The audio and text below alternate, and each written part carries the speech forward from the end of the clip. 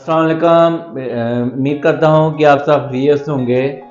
आज मैं एक अहम इशू है उसकी तरफ आपकी तवज्जो दिलाना चाहूँगा। जब भी मुअल्लिज हमें कोई भी दवाई तजवीज़ करता है तो वो किसी खास पर्पज़ के लिए होती है, और अक्सर देखने में आता है कि जब हम लंबा अरसा दवाई इस्तेमाल कर रहे होते हैं लेकिन हमें उसके मतलूबा नतीजे हासिल नहीं होते, और इसकी सबसे बड़ी वजह होती है ड्रग इंटरेक्शन। इसका मतलब ये होता है कि हम वो दवाई ले रहे होते हैं लेकिन कुछ ऐसे फैक्टर होते हैं जो कि उस दवाई को सही तरह काम करने नहीं देते। तो आज मैं एक इम्पॉर्टेंट मेडिसिन है जो कि हामिला औरतें हमल के दौरान इस्तेमाल करती हैं, वो मेडिसिन है आयरन की, वो साथ फोलिक एसिड की।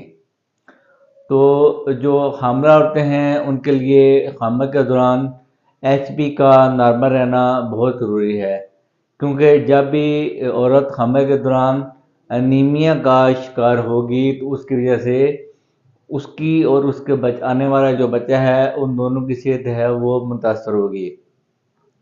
आज की वीडियो में मैं आपको ये बताऊंगा कि जब भी आपने आयरन की दवाई लेनी है तो आपने किन बातों को मद्देनज़र रखना है, और कौन सी ऐसी दवाई है जो आप आयरन के साथ लेंगे तो उसके साथ जो आयरन है वो आपकी प्रॉपर्ली अब्ज़ॉर्ब नहीं होगी और आपको उसके मतलूबा नतीजे हासिल नहीं होंगे।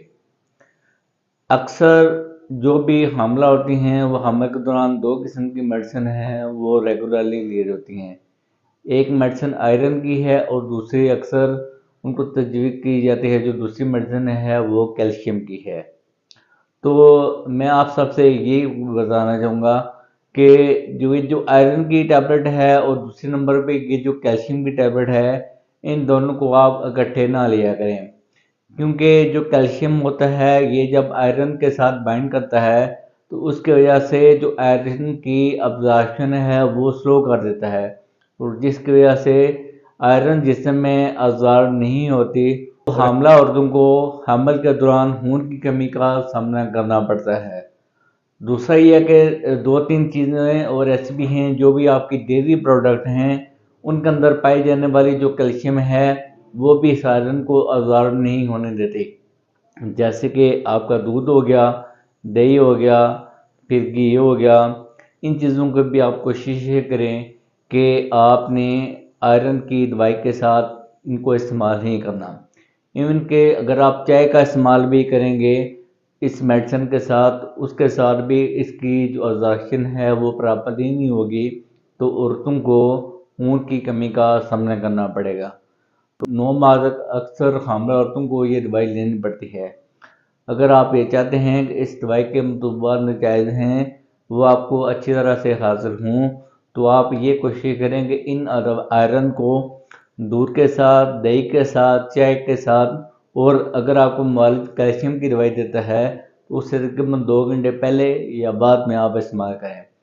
दूसरे नंबर पे अगर आप ये चाहते हैं कि आपकी आयरन है वो अच्छी तरह से अब्जॉर्ब हो तो इसके बारे में रिकमेंडेशन ये है, अगर आप इसको विटामिन सी जिन चीज़ों में ज़्यादा पाया जाता है जैसे आपका माल्टा है और लेमन है, इन चीज़ों के साथ इसकी अब्जॉर्प्शन है वो बहुत अच्छी होगी। अगर आप आयरन के साथ विटामिन सी का इस्तेमाल करेंगे तो इससे आपको आयरन के बहुत अच्छे नतीजे हासिल होंगे। अक्सर मैंने देखा है कि हामिला औरतों को हमल के दौरान आयरन के इंजेक्शन लगवाना पड़ते हैं। अगर वो चाहती हैं कि आयरन के इंजेक्शन कम से कम लगें तो अपनी आयरन की तजवीज़ करदा अद्वियात हैं वो आप कैल्शियम वाली प्रोडक्ट्स के साथ लेने से इज्तनाब करें, ताकि आपको खून की कमी का सामना ना हो और माँ और बच्चे दोनों की सेहत है वो बेहतर हो। इस मैसेज को आप दूसरे लोगों तक भी पहुँचाएँ ताकि अक्सर औरतों को जो खून के कमी के लिए इंजेक्शन लगाने पड़ते हैं वो ना करने पड़ें। शुक्रिया।